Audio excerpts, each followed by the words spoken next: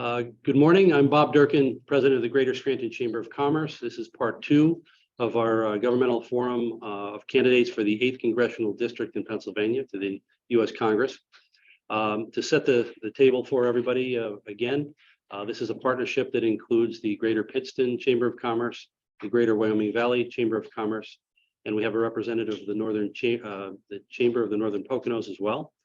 I want to give a shout out to our friend Ryan Gleason from the U.S. Chamber of Commerce, who's joining us online as well. So what we're trying to do here in the format we're using is a basic conversation with the candidates, in this case with Congressman Matt Cartwright. So I'd like to do an introduction, and we'll ask Matt to begin the conversation, and we'll go into the questions. All right? Sounds good. I have to warn you that this is an announcement that will cause great joy and dancing in the streets. My voice is petering out, so I won't have very long answers today. Okay. Well, I'll try to speak louder for the audience online as well. All right. So Congressman Matt Cartwright graduated magna cum laude with a history degree from Hamilton College in 1983. He then earned his JD from the University of Pennsylvania Law School, where he was a member of the Law Review. He served as a trial attorney in Philadelphia and in Scranton before being elected to Congress in 2012.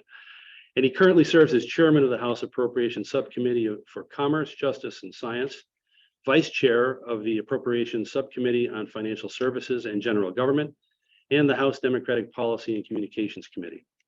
On the community front, Congressman Cartwright is the former Rotary District Governor, and he lives in Moosic with his wife, Marion, and their sons, Jack and Matthew. I introduce you to Congressman Matt Cartwright. Welcome. Well, good morning, everybody. It's a pleasure to be here, and I look forward to our discussion. I'm looking at a lot of stalwart community leaders, thought leaders in our community on how to make Northeastern Pennsylvania better and stronger and work for the people who live here and make it so that our kids don't have to move away if they want to make it big in their lives. My kids did. Marion and I raised Jack and Maddie, 30 and 26, almost 27 now. They both live in New York City. It's because the opportunities aren't here. We have to change that. That's why I ran for Congress. Well, the first question, the overarching question is, with the 118th Congress coming up, tell us what your priorities are going to be in this next session. Right. I'm running for a 6th term because it took me 5 terms to get onto the circle of cardinals, the top of the House Appropriations Committee. Many of us here who have lived in Northeastern Pennsylvania for a long time remember that we had members of Congress who were very effective, and it didn't matter what party they were in. We had Dan Flood, who was a Democrat, Joe McDade was a Republican. They were both high up in the Appropriations Committee. And that makes a very big difference. When you get to be one of the 12 chairs of appropriations, it puts in your hands the power to direct a lot of funding. And people say, well, how about we don't spend that money? Folks, that money's going to get spent. And if it isn't spent in Northeastern Pennsylvania, it's going to Atlanta or Dallas or Los Angeles or San Francisco or New York City. It's going to get spent, but not on us, and not on Northeastern Pennsylvania's future. So I knew that from the get-go, just because of living here and knowing the wonderful things that Flood and McDade had done. And that playbook is something that they wrote. I didn't have to reinvent that. And so I worked hard to get on the Appropriations Committee, gather my seniority, and then at the beginning of this Congress, in January of 2021, I became one of the 12 chairs of appropriations. And it put it in my hands and in the hands of Northeastern Pennsylvania, the kind of clout that we need to be a player at the national table. In the 118th Congress coming up, the plan is to continue that. And I want to tell you something, Bob, it's about bipartisanship on the Appropriations Committee. Bipartisanship, of course, is a $50 word that means both Democrats and Republicans working together. And you probably heard this line. In Congress, there are Democrats, there are Republicans, and there are appropriators. And the reason they say that is that when you pass a funding bill, everybody has to come together and agree on it. It doesn't happen with just one party. Appropriators have to get together. Democratic appropriators, Republican appropriators have to get together and agree on the funding bills and the levels, or else they don't pass. And then we have a government shutdown. So as a result, there's a degree of camaraderie and bipartisanship between Democrats and Republicans on the Appropriations Committee. And maybe the best example is my subcommittee. The one of the 12 subcommittees that I head right now is the Commerce, Justice, and Science Subcommittee on Appropriations.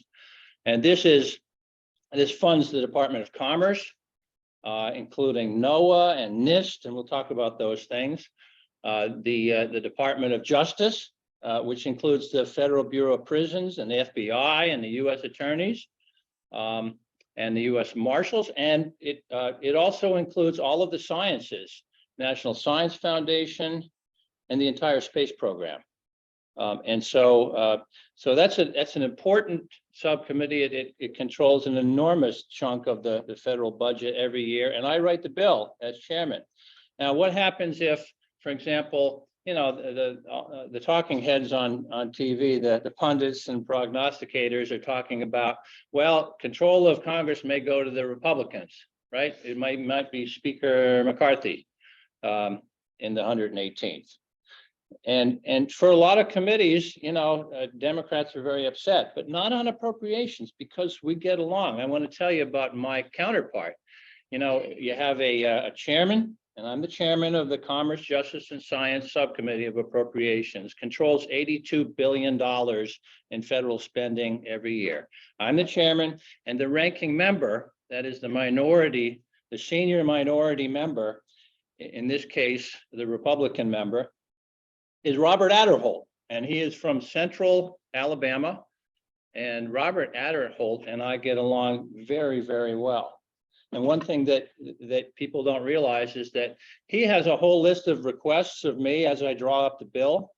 I drew it up in last year and then this year, and we worked together. I accommodated so many of his requests, and that's going to happen. That's going to come back to redound to our favor.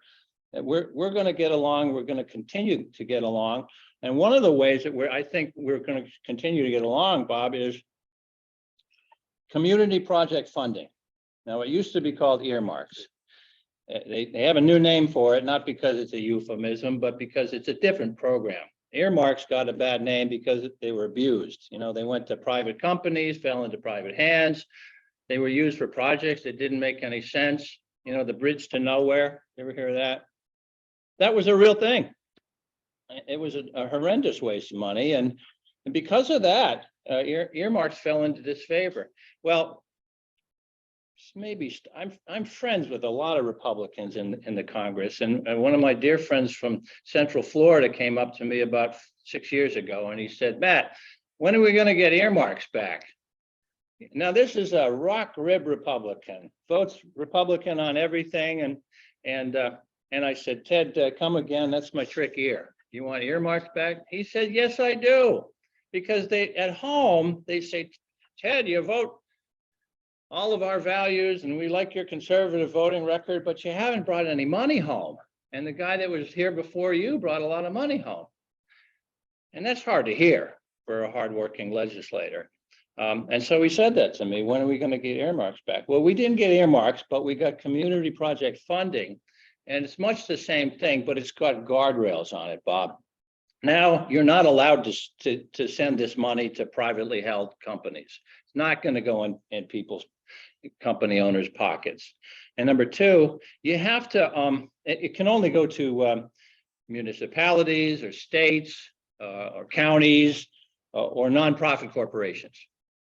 And number two, you have to publish what they're for. And we have to put it on a website. You have to show before you even qualify for the grant money, what it's for, how it's going to be used, why it fits within the program, and why it's a good idea. And we've been following that. And you know what? In 2021, it came out fine. And in 2022, the same thing. A lot of worthy projects. And the idea is, who better to direct this money than the elected representatives from the districts where they live. As opposed to government bureaucrats deciding, where the money's going to go, unelected bureaucrats deciding where the money's going to go. So what I'm here to say is that in 2018, in the 118th Congress, starting in January, I expect the community project funding program to continue, and that Northeastern Pennsylvania will benefit every bit as much as it has been the last 2 years. Very good. So most of the players who are in the chamber world, we talk about economic development as a part of what we do on a daily basis. I'd like to ask you a question from, let's say, a macro viewpoint. Your view of economic development and what you see as your role or your capacity to support economic development throughout Northeastern Pennsylvania. Yeah, it's all about economic development. We start from the backdrop that anybody who has lived here the majority of your adult lives the way I have, that we need economic development very badly. We need it. We need to fill the void that was caused by the manufacturing companies that packed up and left. We know why they left. They left because of NAFTA. NAFTA, it had benefits and burdens, right? There were some sectors and parts of the country that really benefited from NAFTA, but there were other parts and sectors that suffered. I'm afraid we suffered very badly. The best example of that I always talk about, Bob, is Thompson Consumer Electronics. Right here, north of Scranton, at its heyday, it employed about 1,600 people, good paying, family sustaining union jobs, and a wonderful culture of pride in manufacturing. They made picture tubes. They made the best color picture tubes in the United States and actually the world. How can I say the world? Because they sold those picture tubes. Anybody raise your hand if you remember Sony Trinitrons. Okay, you all dated yourselves.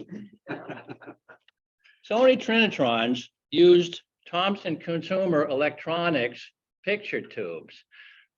And Sony could go anywhere in the world to get picture tubes, anywhere they wanted to. They came to Scranton because those were the best picture tubes going, because of the pride of manufacturing. These and the the institutional knowledge about how to make the machine. You have to jigger the machine just so to make it come out right.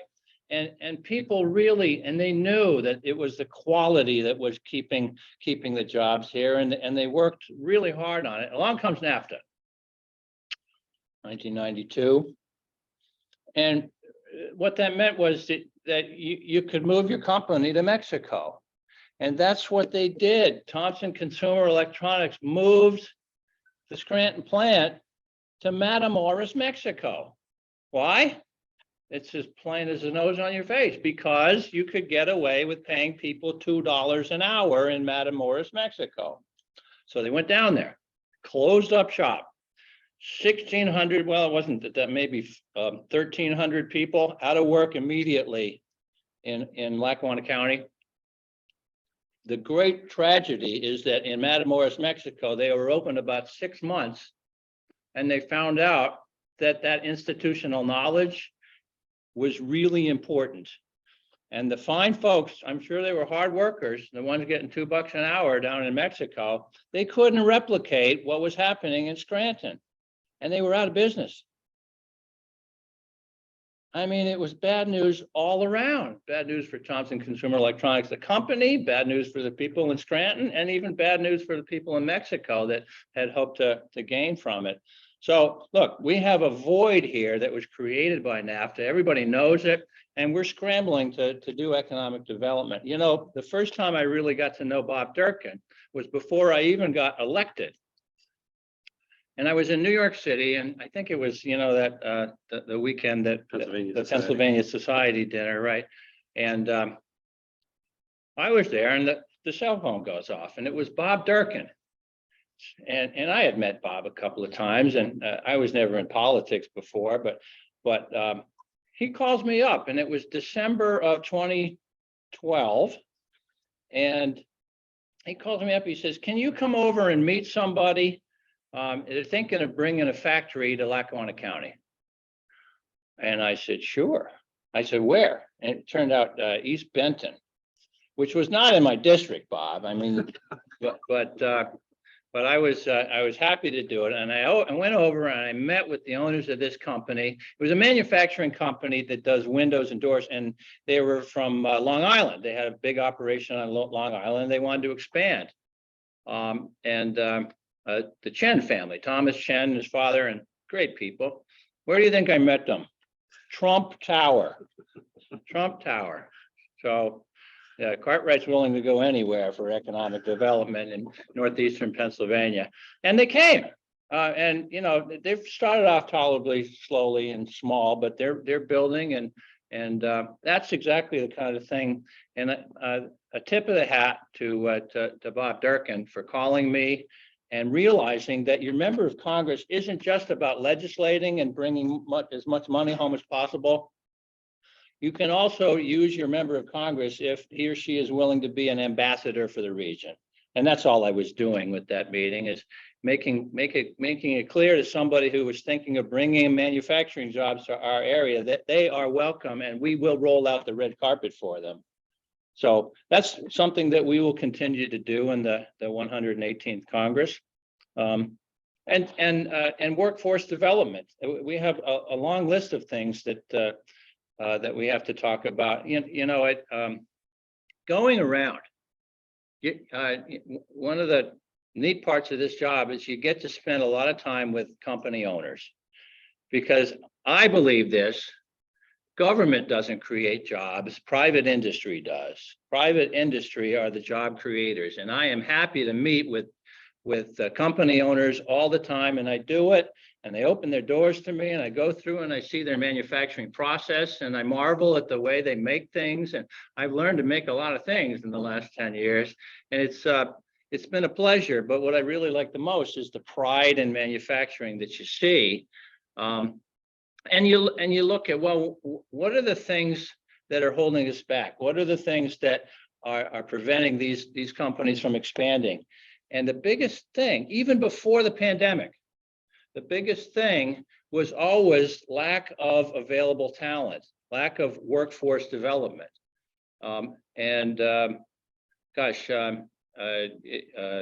Eric Isoda, you may know him. He's the head of NEPERC, and he had a luncheon down in Wilkes-Barre. This has got to be 5, 6, 7 years ago, and I went, and it was a buffet kind of a thing. And I sit down, and here's a gentleman sitting across the table, and he's got his assistant with them, and I find out this is one of these guys that buys and sells companies.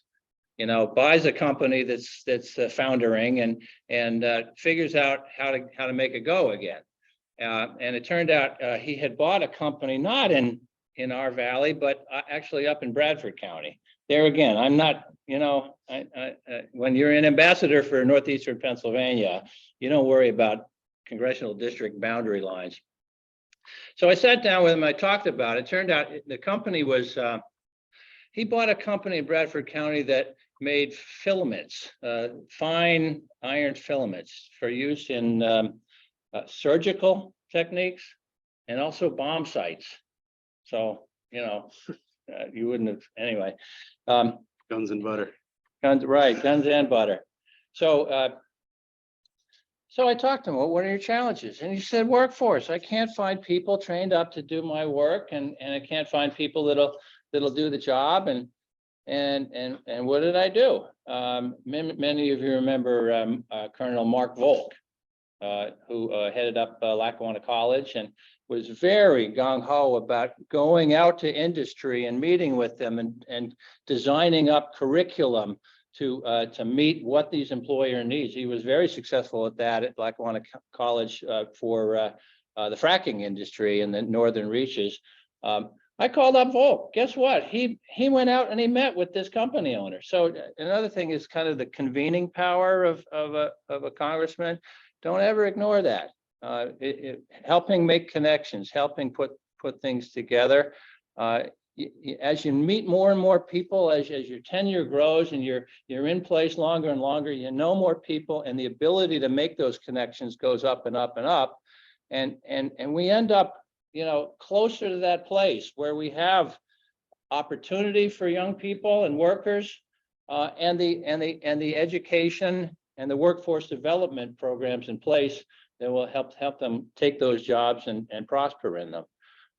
And I can give you a long list of things that I've done, in the last couple of years to promote workforce development. If you're interested, Well, we can hold that off for a later question. How's that? Trying to keep on my track here. Yeah, you should see how long I am when my throat's not hurting.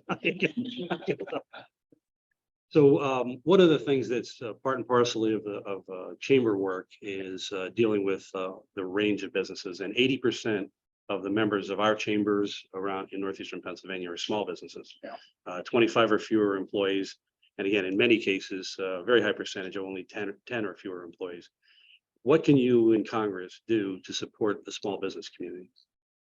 Right. Well, certainly the one thing we can do that has been a priority is recognize that, as I said, government doesn't create the jobs. Government is there to assist. Government is there to facilitate. Government is there to grease the skids for small companies. And on a macro level, and looking down from 30,000 feet, the most important thing is to build up the infrastructure that you need. I mean, it's no good if you have a great manufacturing company and you can't get your goods to market because the roads are so bad. Your product breaks because of all the potholes that the truck hits on the way to market. So passing the Infrastructure Investment and Jobs Act was crucial. To me, there were people in my party that said, oh, infrastructure, and anybody can do that. I said, wait a minute, anybody can do that? I'm 61 years old. The last time we had a major infrastructure bill in this country was before I was born in the Eisenhower administration. Don't tell me everybody can do that. And I pushed hard, and I don't mind telling you, I posed some in my party that, you remember, they wanted to do that bill together with the Build Back Better part. I said, no way. The Build Back Better part, remember Joe Manchin and Kirsten Sinema in the Senate were having trouble with that. And I could see that was going to be a dead end, that Build Back Better part. And I pushed really hard among top Democratic leadership to get them to decouple those two bills. And God bless them, they listened to me and they did decouple it. And last fall, we were on the south lawn of the White House when the president signed that into law. That is going to be a big deal for small businesses because it's roads, it's bridges, it's sewer systems, water systems, it's high-speed internet in rural places. I mean, right there alone, high-speed internet in rural places. I mean, there's so many places that have spotty connections and internet. And the problem is this, is that nobody wants to open up a business where you don't have good internet connection, because internet is such a big part of small businesses these days. So that's the 30,000 foot viewpoint. And then as we get down to the ground level, I mean, things like workforce development, and we'll talk about that later. But also another thing I do is this. Constituent services. I am the representative in Congress for the 8th Congressional District of Pennsylvania. That doesn't mean I represent Washington, D.C. It doesn't mean I represent the federal government. No, I represent the people in Northeastern Pennsylvania. And sometimes I represent them against what's happening in Washington, D.C. There are all of these agencies that are peopled with hardworking bureaucrats, but sometimes they come up with dumb decisions that they don't help local small businesses. We do it day in and day out. I got Senator John Blake heading up my local operation in Pennsylvania, and he's masterful at this. It's not just about getting out to meet the business people to find out what their workforce development needs are. It's also helping them when they have some problem. There might be an intractable problem with the IRS. There might be some problem with the EPA or even state government. There might be a problem. We helped a company, PennDOT, had this operation where they were resurfacing a big part of Interstate 81. And they closed about 3 exits in a row down in Schuylkill County. And it was killing all of the businesses because they were going to keep these exits closed for all summer, like 4 months. Imagine having a local business that depends on that local traffic. Well, we swung right into action. And my assistant down there, Bill Hanley, started working on PennDOT and said, look, you can't be doing this to people. So it wasn't just the people complaining to PennDOT. It was Matt Cartwright's congressional office also bringing it up that we're very concerned about it. Guess what? We fixed it. We fixed it so that none of those exits was closed longer than 30 days. They came up with a versatile solution that saved a lot of local businesses. That's the kind of thing that I want to keep doing in this job. Great. So staying on the issue of small business, we have a very vibrant entrepreneurial ecosystem here in Northeastern Pennsylvania, not just Lackawanna County, but throughout the whole region. That's where, our chamber's mission is attract, sustain, and grow business. And the emphasis on grow is really important to us these days, particularly when it comes to entrepreneurship and the growth of small business. Can you speak to what you might be able to do as a congressman to help promote entrepreneurship? Sure. Well, entrepreneurship, a lot of it is, working with small businesses, looking for ways to help them find opportunities, make the most of them, secure financing. Gosh, I mean, we just went through the pandemic, right? And people were scrambling to get PPP loans, and we helped more people secure PPP loans. Small business people would come to us and say, look, my banker doesn't understand how to get PPP money. Can you help? And we connected them with the bankers that were tooled up to do that kind of work. There were some real heroes among the banking community during the COVID epidemic, and saved a lot of local businesses. The danger was that you can't pay your employees and they wander off someplace else, and all of this, as I say, institutional knowledge disappears. That was really important. But when you're talking about small businesses, again, the workforce development is a big piece of it, but also teaching the basic blocking and tackling of running a small business. I used to run a small business. It was a law firm in Scranton, Pennsylvania, and they're still around. Took my name off the door, but I have a sense for the challenges that small business people face. Keeping people employed, keeping people happy and productive, and looking at the business development opportunities. But one of the greatest ways that we do that with entrepreneurs and people with new business ideas is have incubators. You guys have one, and we just got one of my community project funding requests that went through last year went to the Wilkes-Barre Chamber of Commerce so that they could build out an incubator system in downtown Wilkes-Barre. That's the kind of thing that we need to do. Give them help. Again, government doesn't do the whole thing, but government can really be helpful in assisting. All right. Well, now I'll let you unleash the workforce barrage. So the question we're posing. So COVID exposed what was already a growing problem in workforce development, not just in our region, but across the country. So what policies, legislation, or actions can you take or have you taken as a congressman to address our nation's workforce shortage? Well, what you want to do is look for opportunities to help fund educational opportunities that will train people up for the workforce. We've been doing that. I got money for Lackawanna College in last year's list of community project funding. We've got workforce development initiatives in 5 or 6 places. I won't bore you with all the details, but like one of them is up in Wayne County. on this year's list of community project funding that I got is to fund a recovery to work a development center in Wayne County. You know, there's a lot of people out there that just need a little push. They need to be redirected in their lives, and they can become hardworking and valuable and productive citizens. That's something that we looked at, and I was very happy to get behind. Things like that. This year we got money for Marywood University to train up nurses. That's a big problem right now in healthcare, is the shortage of nurses. I think COVID had a big deal to do with that. Considering what nurses had to go through, what they had to live through during that pandemic, it's hard to imagine the trials and tribulations they went through during that, and a lot of them quit. A lot of them got out of the business.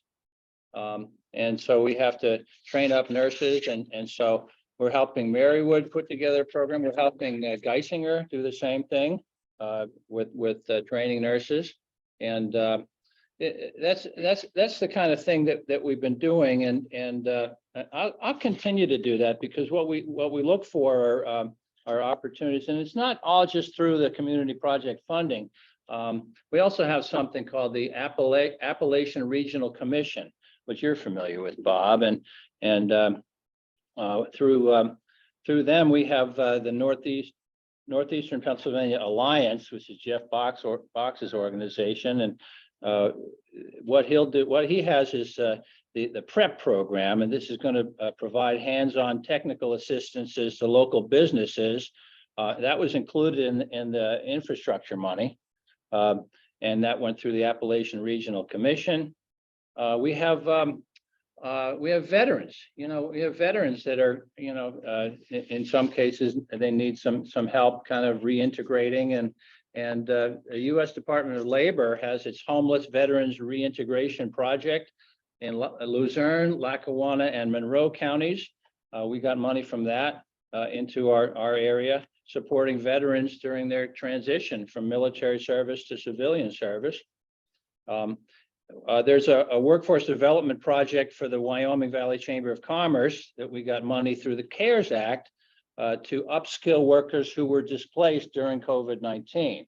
That was the hook to the CARES Act money. But it goes on, and in the next Congress, we'll continue to do that, because I really believe that training people up in workforce development is such a big key, and it happened before the pandemic, and I think the pandemic only exacerbated the problem. So two other sub-elements to that really have been exposed are access to and affordable nature of childcare, and access to public transportation in order to expand that pool. Can you comment on your approach to these issues or actions? Yeah, those are national programs that I have voted for.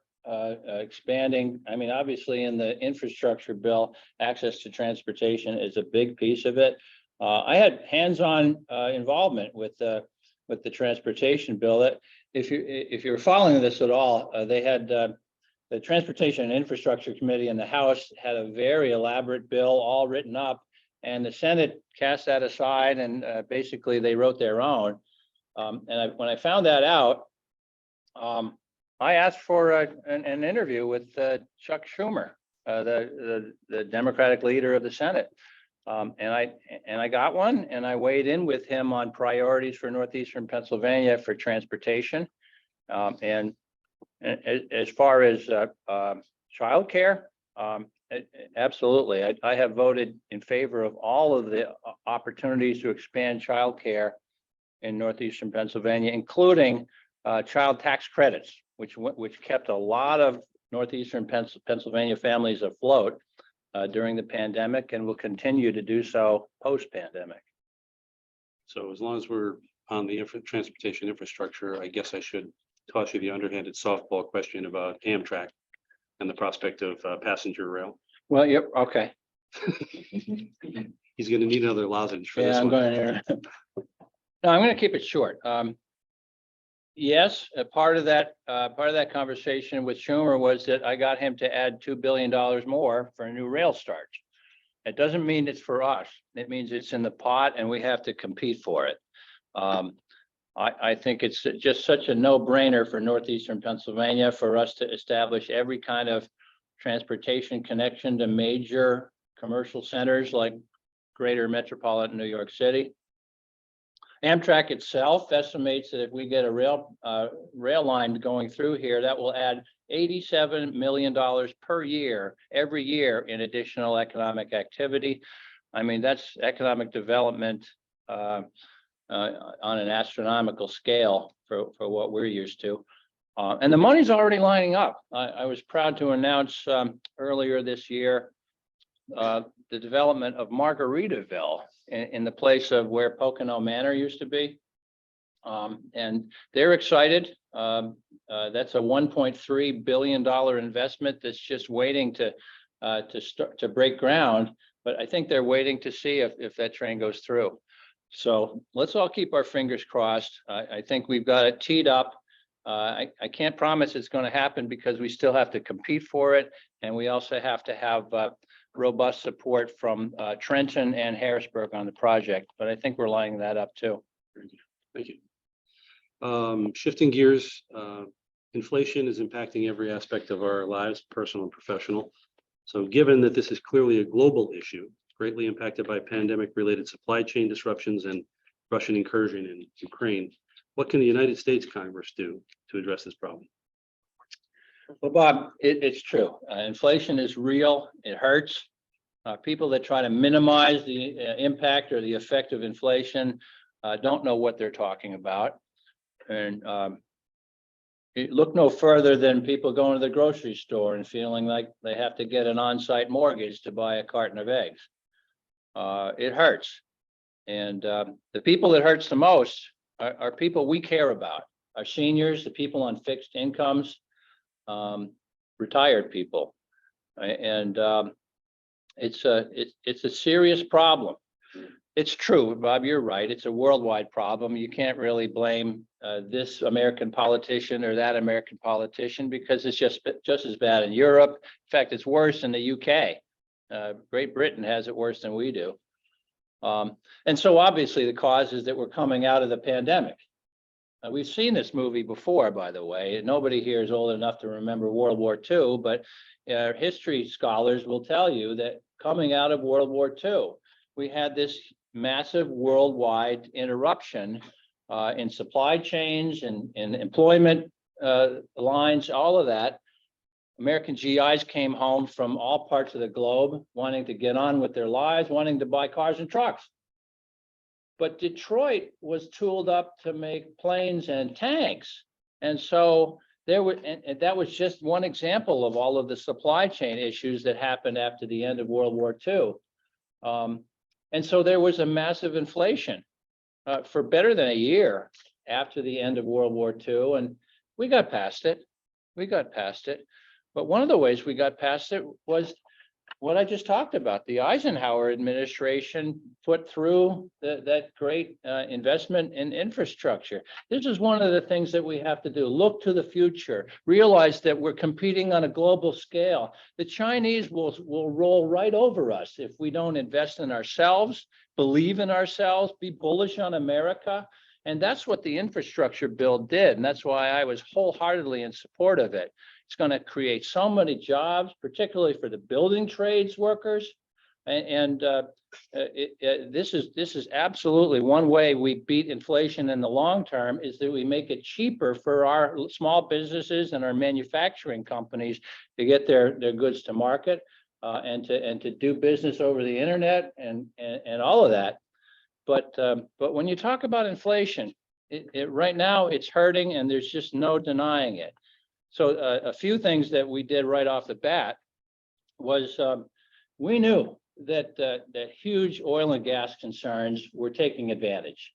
You didn't have to be a Nobel laureate in economics to see that when the price per barrel of oil came up and then leveled off, but then the price per gallon of gas went up and up and up and did not level off, we were being taken advantage of, and that's price gouging. Now, of course, the invisible hand and everything, and the market is charge what the rule is, charge what the market will bear.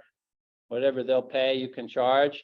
Well, in an emergency situation, that's wrong. It's wrong. And so if you looked at the top 4 oil and gas companies in America, they made $27 billion in profits in the first 3 months of this year, the first quarter of the year. 27 billion among 4 companies. For 2 of them, it was the biggest profits in 10 years. For the other 2, it was the biggest profits ever. They were laughing all the way to the bank while Americans were living paycheck to paycheck, and that was wrong. So I was in favor of strengthening the FTC. The Consumer Fuel Price Gouging Prevention Act did that. It strengthened the power of the Federal Trade Commission to look into abusive practices of price gouging.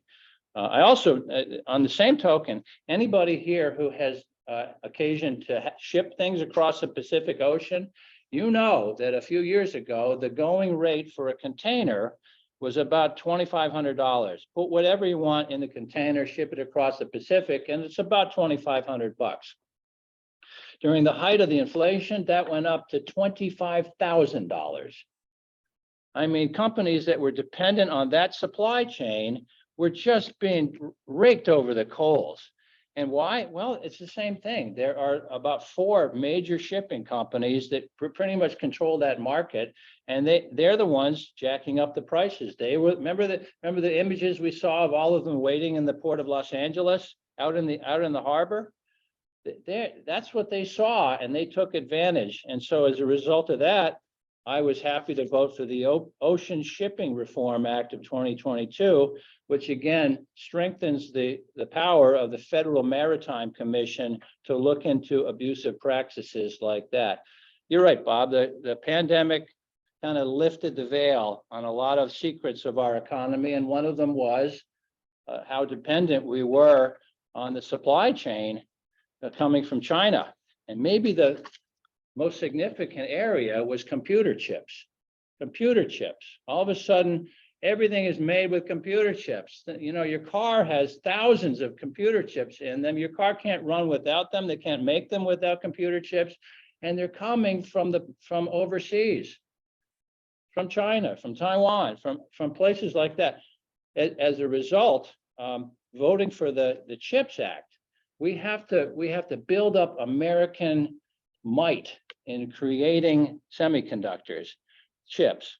We have to reestablish American preeminence in that industry because we're so dependent on it. And so I was very happy to vote in favor of the CHIPS Act, which is going to do 2 things. It's going to provide incentives to tool up and create more chips in the United States, but it's also going to provide tax incentives for companies that go into that business. That's really important. Ultimately, we are going to get past this inflation. I personally thought Jerome Powell should have started ticking up interest rates much earlier than he did, and I think it would have leveled off a little faster. But be that as it may, Powell is not an elected official. And he's allowed to do what he wants, but ultimately, inflation will taper off and come down. We just have to be patient, and we're doing what we can. Energy, key element in both local U.S. and global economies. What do you think the U.S. should do to address energy policy? Well, that's right, and that's kind of the second half of the inflation answer, Bob. It's you look at the inflation. What is it? Hovering between 8.5% and 9.5%, up and down a little bit every day. But what's driving it? I talked about it. Oil and gas, energy. Energy goes into everything that we make. Your employees have to drive to work and drive home. They have to heat their homes. Your employees show up to work, and there's energy that's required in the manufacturing process. And then once the goods are manufactured, they have to be shipped. And all of that takes energy. There's so much energy pricing baked into the price of manufactured goods that that when you have that situation and you look at the overall inflation between 8.5% and 9.5%, you know what the energy inflation was at its peak? 32%. 32%. There was no question in my mind that the oil and gas price gouging and the inflation in that sector was absolutely driving the rest of the inflation in this economy. Here in Northeastern Pennsylvania, I have been supporting a plant called the Nacero plant. And I've got the federal end of it, and I'm helping them get alternative fuels tax credit, which is going to be really important so they can make ends meet. But this is a $6 billion plant going into Luzerne County. We're talking with the contractor. It's something that will take advantage of a technology that is able to take shale gas, Marcellus shale gas, and refine it into regular car gas. And we have vast reserves of Marcellus shale right here in Pennsylvania. And a lot of it's just sitting there in capped wells because they don't have the feeder system for pipelines. I'm supporting the pipelines to gather that and bring it to Luzerne County and create all of this car gas. Again, we go back to basic economics, high school economics, supply and demand. If there's a lot more gas available because we're making it right here in Pennsylvania, the more plentiful gas means gas prices comes down. When gas goes up $1 a gallon and people really hurt. And that's a big answer to the problem. In the upcoming Congress, would you support international economic and trade alliances like the Trans-Pacific Partnership to establish or reestablish global markets? I absolutely will support alliances. The TPP was problematic. The devil's in the detail, but we have to have alliances, and alliances have to be real, though. They have to be with people who care about us and aren't ready to rake us over the coals. Alliances have to be with countries that want to help instead of hurt us, and we are really bound up with Saudi Arabia right now. And for them to come out and talk about limiting production, cutting production of oil, right at the time we're experiencing this kind of hurtful inflation, it's hard to understand. It's hard to understand that these are our allies, really. It took me a long time to wrap my head around the idea that Saudi Arabia is leading the push to cut back on oil production through OPEC. I mean, we saw that back in, gosh, when was it? 1974. When the cars were all lined up at the gas stations for more gas, that was because of OPEC. And OPEC is driven by Saudi Arabia. And Saudi Arabia is supposed to be our trading partner, our economic ally. They do that to us. I don't understand it. And I don't understand why we are coddling Saudi Arabia. Saudi Arabia has American troops there. American troops helping to defend Saudi Arabia right now. Saudi Arabia has missile defense systems that we paid for and we put in right now. And I am a co-sponsor of a bill to reevaluate that relationship and to pull troops out of Saudi Arabia. Why would we put troops in there when they do that to us? We're going to have international partnerships. They have to be real, and they have to be with people that have our best interests at heart as much as we have theirs. Thanks, Matt. So finally, among the formal questions, and you addressed some of this in your opening statement, but can you talk again about, or maybe at a different level, broad political issues of civil discourse, or your ability to work across the aisle and to work in the best interest of the business community across the country? Thank you for that softball, Bob. People that know me know that I don't hate Republicans. I'm a very proud Democrat, and I believe in things that Democrats care about, like protecting Social Security and Medicare and enforcing labor laws and standing up for regular working people.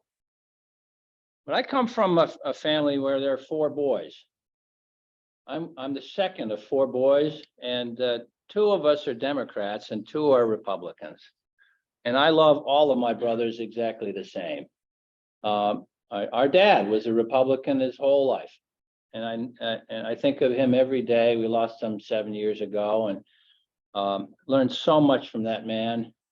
That's where I got my values from. It's where all of us do. So it's hard for me to hate Republicans. There are Democrats who start with that mentality, and there are Republicans who start with the mentality that Democrats have two horns and a tail.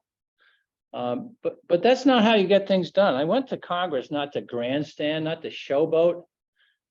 You don't see me on MSNBC very often, do you? I mean, if you watch that, I'm much more likely to go on Fox News. I do a couple of dozen appearances on Fox News every year because we have to talk to each other. And look at the way the Senate is set up. I mean, unless you have Republican support for bills, they're not going to pass. They're not going to get to the president's desk, whoever the president is, unless you have Democratic and Republican support. I knew that. I mean, coming out of high school, you know that. And so it's been a priority of mine to work across the aisle. And I'm proud to say I just reached a milestone. What I do when I craft legislation, I look for things that are going to have cross-aisle appeal, things that save the American taxpayers money, things that shore up our financial stability in the American government, things that help the military and the veterans. These are things that everybody can get behind, and I have done that.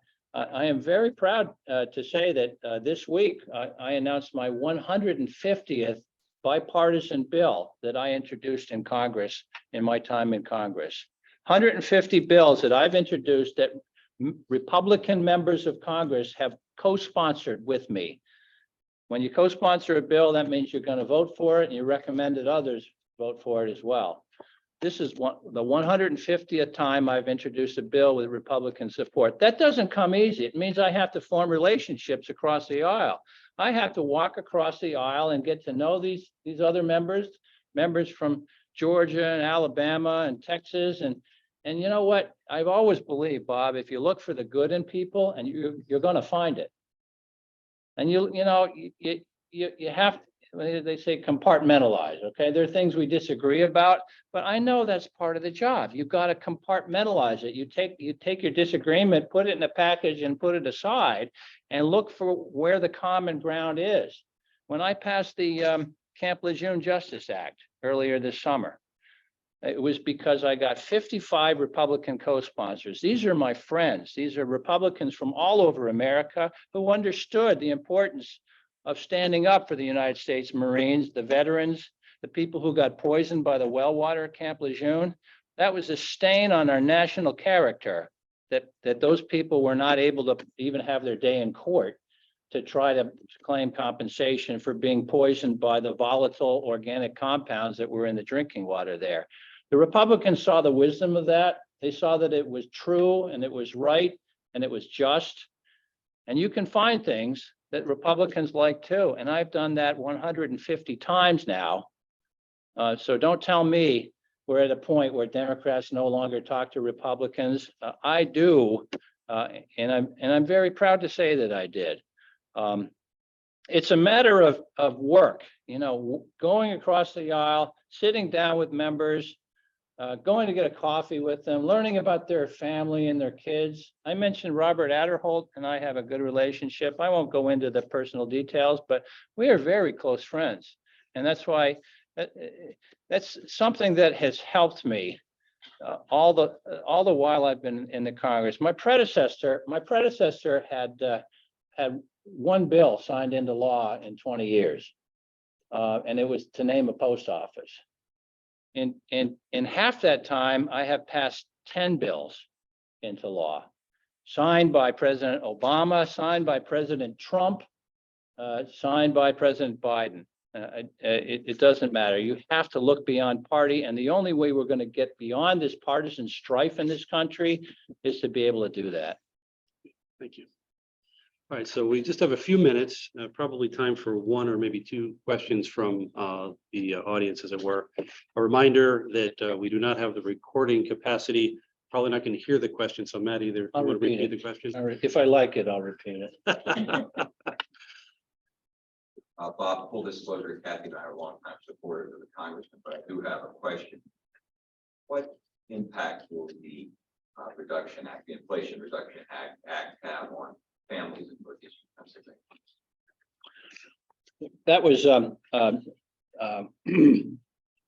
That was Neil O'Donnell, who has identified himself as one of my supporters, and thank you for that softball, Neil. The Inflation Reduction Act, to me, is something that I was very, very proud to vote for. I think it only passed with Democratic votes, unfortunately, but for people in Northeastern Pennsylvania, it's going to make a world of difference, because all of a sudden it allows Medicare to negotiate drug prices with big pharmaceutical companies. Up to now, and ever since it began, remember about 2005, Medicare Part D came into play, which is the drug, the prescription drug part of Medicare. When that came into play, the law was that Medicare was not allowed to negotiate with big pharmaceutical companies drug prices. I mean, we've been talking about economic principles here this morning, and supply and demand. And boy, if there is one economic principle that all of us come together and agree on, is that we Americans love to negotiate things.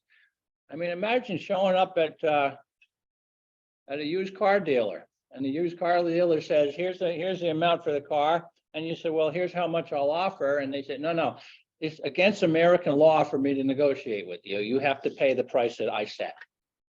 That's crazy. And for 15 years, I've asked people, what's the good reason for having that in the law? We all know what the reason was, and it's not good. It's because of the immense, huge, gigantic lobbying power of big pharmaceutical companies. They got it through Congress because they had the power to do it. Well, the Inflation Reduction Act gets rid of that, and all of a sudden Medicare can do what the VA system already does: negotiate drug prices with big pharmaceutical companies. Drug prices are coming down, people, and it's going to help the seniors who are on Social Security and Medicare. You know, they just got their announcement about the 9% increase in Social Security cost of living increase this year. But seniors are very jaded about that, because every time they get that letter about what the increase is going to be, and it's been a lot less in previous years, they know that the increase, whatever it is swallowed up by the premium increases for Medicare Part D. They know that. They're very jaded about that. But starting in January, there's a formulary, which is a $50 word. It means a list of drugs. There's a formulary that Medicare is allowed to negotiate drug prices with big pharmaceutical companies. And as a result, wonderful things are going to happen. We're able to cap seniors' out-of-pocket expenses at $2,000 a year on medications. There's a lot of seniors that pay a lot more than that out of pocket. Starting in January, $2,000 a year is the most they'll ever have to pay. Things like insulin prices capped at $35 a month. You know how many seniors depend on insulin, and they pay a lot more than that? Insulin was discovered 100 years ago. I mean, there's no technology development going on there, except for maybe the way you inject it, things like that. But the Inflation Reduction Act was something that I was very proud to vote for, because it's going to help our seniors, and it's going to help the people who depend on medications to keep them alive. Thanks, man.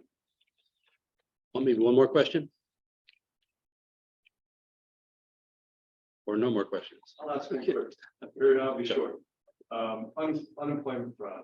I asked the other opponent about unemployment fraud. I'm a small business owner, and I've experienced where I have a shortage of trying to hire employees. I can hire 8 to 10 people today. Can't find them. Blue collar, white collar. I get candidates who actually say to me, listen, I just need to fill out this application. I'm not coming in for an interview because I need to satisfy my unemployment claim to the state office. I contacted the state office and told them that. Their response to me was, well, you should feel sorry for those people that they're on unemployment. So wait a minute, I'm offering them an opportunity here, and they're just declining it. What can you do to try to dissuade people from, it's fraud, and get them back to work. And I'll digress. I've been affected by two things that you pointed to. I was an employee at Thompson Consumer when it closed. I was a teenager. And one of your meetings, Crystal Windows, I'm a packaging supplier. I think that's what you're referring to. I supply them with packaging supplies. I can't give them what they need because I can't find the employees to do so. So what can you do to change what hasn't been, what's broken, and nobody's even talking about it? Sure. The question is, again, not enough workforce, and part of it is a frustration that a lot of people don't want to work. They'd rather stay on unemployment. It's an all of the above answer. Certainly, what you described is it's really a values problem, isn't it? It's a cultural problem that there are going to be bad apples out there. I mean, look, we're talking about human beings. You get the full spectrum. You get the great people and you get the not so great people. They're out there. My view is, if we keep working on workforce development, we keep working on, things like Job Corps down in southern Luzerne County. If you've never been there, have a visit. They'll have you in there and go through there. What they do is they take people and they kind of turn their lives around. People that might be going down the wrong path, and they say, look, you can really make something of yourself. And it is kind of the philosophy is that a lot of people don't believe they can make anything of themselves, but Job Corps takes them and say, look, you can learn a skill. You can learn to be an electrician. You can learn to be a plumber and a pipe fitter. There are good union jobs available for you. You can buy a car. You can put a down payment on a house. You have hope to make something of yourselves in the future.